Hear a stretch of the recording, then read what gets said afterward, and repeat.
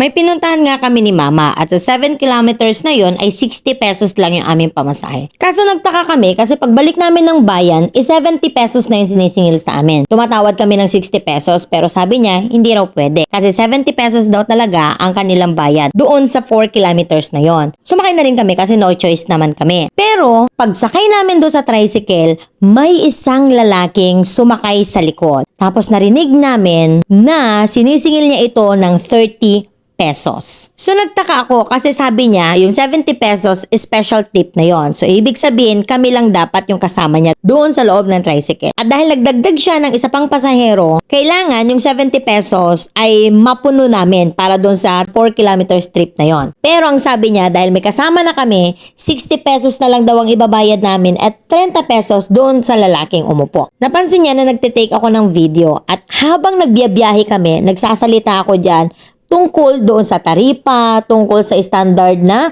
pamasahe dapat ng mga pasahero para maiwasan natin yung ganitong pang-aabuso ng mga driver. Pagbaba namin doon sa aming pinuntahan, sabi ko kay Mama, saktong 60 pesos na nga lang ibayad. Dito lang madam.